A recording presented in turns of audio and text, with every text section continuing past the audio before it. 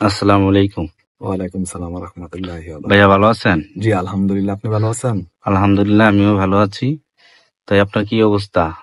এই তো দিনকাল কেমন কাটতেছে? ইনশাআল্লাহ খুব ভালো কাটতেছে, আল্লাহ পাক অনেক আচ্ছা ভালো যাক, আপনার কাছে চালাইতেছেন। আমার একটা প্রশ্ন থাকবে। এই যে মাজার নিয়ে একটা প্রশ্ন থাকবে, যে মাজারে তো অনেকে যায়, অনেকে খারাপ মন্তব্য করে, গান বাজনা হয়, এটা হয় সেটা হয়, ঠিক আছে, এই সম্পর্কে যদি আপনি কিছু ধারণা আমাদেরকে দিতেন, কিছু বলতেন। ও আচ্ছা আচ্ছা, যাক, অনেক মূল্যবান এবং সময় উপযোগী একটা প্রশ্ন করছেন, আপনাকে ধন্যবাদ।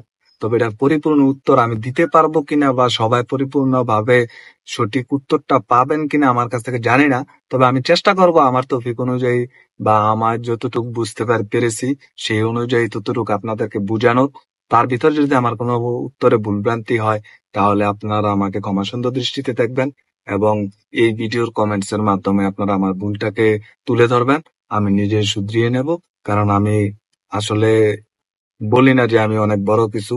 আমি মাত্র তরিকত জগতের একজন ছাত্র বা অলিয়া উলিয়াদের এখানে আমি যাই। আমি একজন ছাত্র। তো ছাত্ররা ভুল করবে, এটাই স্বাভাবিক। আপনারাও এমন কিছু ভুল থাকলে আমাকে নিয়ে সমালোচনা না করে আমার ভুলটা ধরিয়ে দিবেন। আমি আপনাকে এই সসম্মানে আপনার কথাটা আমলে নিয়ে আমি আমাকে শুধরানোর চেষ্টা করব। তো আপনার প্রথম প্রশ্ন হচ্ছে এই যে আমরা যে দরবারে যাই এটাকে হ্যাঁ, নিয়ে সমালোচনা। আসলে আমরা একটা আল্লাহর অলির রওজা জিয়ারত করার জন্য যাই। জি ওখানে আমরা এবাদত করার জন্য যাই না। জি ঠিক আছে, কারণ অলির দরবারে আমি জিয়ারত করতে কেন যাই? আমরা কবর এবং মাজার এই জি দুইটা জিনিস আগে আপনার বুঝতে হবে।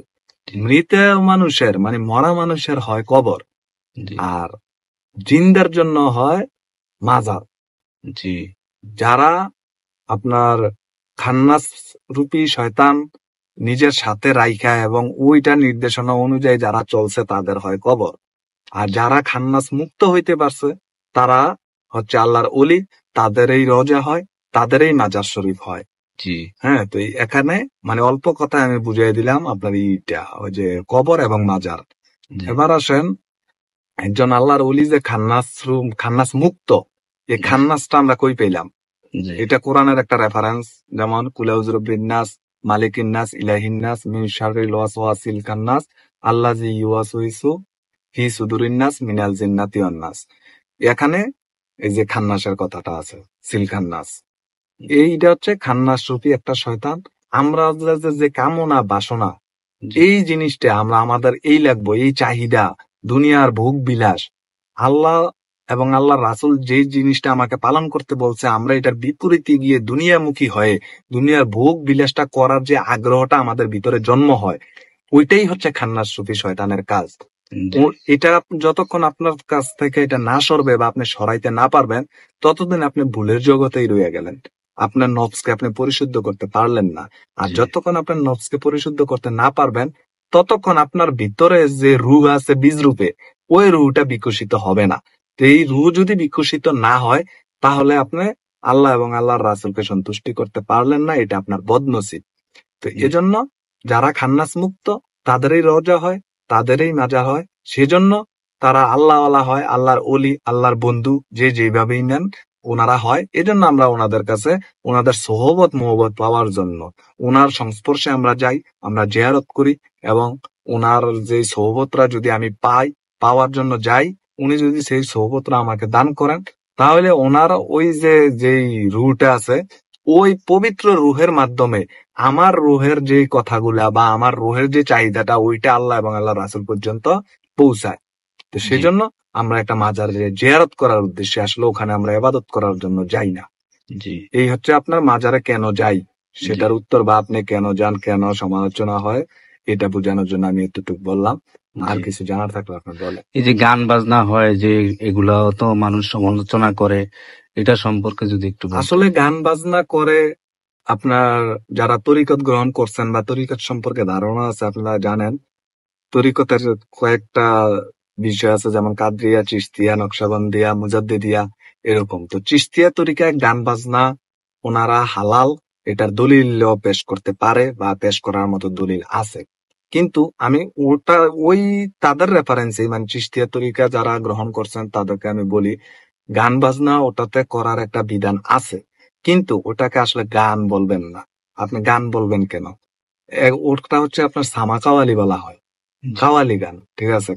কাওয়ালিটা আসলে এটা জায়েজ, কিন্তু কিভাবে করবেন, কেন করবেন, কোন পদ্ধতিতে করবেন, এটা হচ্ছে আপনার একটা কামেল মুর্শিদের একটা খানকা শরীফ থাকে, বা চিশতিয়া তরিকে দায়রা শরীফ বলা হয়।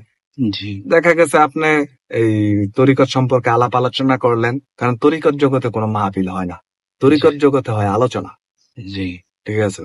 তো একটা আলোচনায় বসছেন, ভক্ত মুরিদের নিয়ে বসছে, আশেকান নিয়ে বসছে, বসার পরে দেখা গেছে কি এখানে বিভিন্ন বিষয়বস্তু নিয়ে আলোচনা করা হয়। অনেক সময় মুরিদানরা বা আশেকানরা পীর সাহেবকে অনেক কিছু প্রশ্ন করে, করার পরে উনি আবার উত্তরগুলা দেয়, যার যার মতো করে, যার যার মতানৈক্য অনুযায়ী প্রশ্ন করে, প্রশ্নের উত্তরটা নেয়, নেওয়ার পরে দেখা গেছে কি এখানে বৈশা একটু জলসা বসায়, এটাকে সামা কাওয়ালি বলা হয়। সামা কাওয়ালি এটা হচ্ছে আপনি যিনি গানটা গাইবেন ওনার 100% সুন্নতি লেবাস থাকতে হবে, জি এবং সে প্রাপ্তবয়স্ক হতে হবে। জি তার সুন্নতি লেবাস বলতে তো টুপি, দাড়ি, পাঞ্জাবি সবকিছু থাকবেই।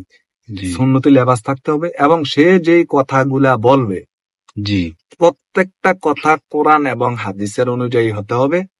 হ্যাঁ, এমন কোন কথা বলা থাকবে না ওই গানটার ভিতরে যেটার কারণে আপনার অশ্লীলতার দিকে যায় বা দুনিয়ার দিকে যায়, জি ঠিক আছে? এখানে যেই গানটা সে গাবে ওই গানটার প্রতিটা কথার মাধ্যমে ভক্ত মুরিদ আশেকানের শিক্ষণীয় বিষয় থাকবে, জি ঠিক আছে? এটা হচ্ছে সামা কাওয়ালি।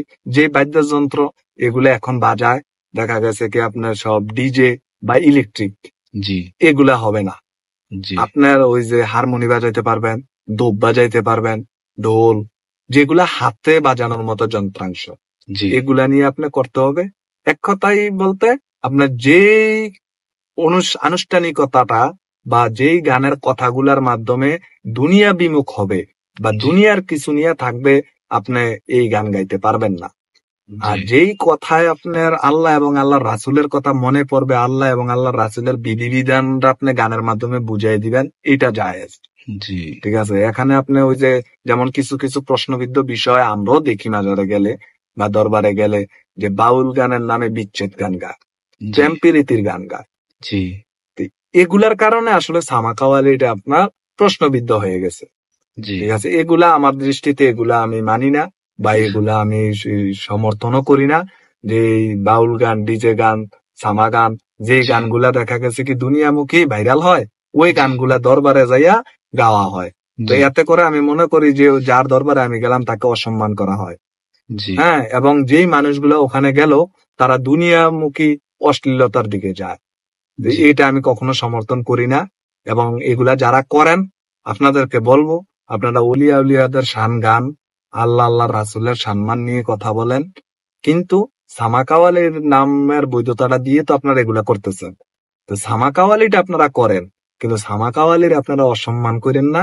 সামা কাওয়ালির বিপরীতে আপনারা ওই দলিলের ভিত্তিতে আপনারা অশ্লীল গান গাইবেন, অশ্লীলতা করবেন, বা আপনার গানের কারণে এখানে নাচানাচি, লাফালাফি, ফালাফালি হবে, এগুলা আসলে গ্রহণযোগ্য না, বা আমি ব্যক্তিগতভাবে এগুলা মানি না।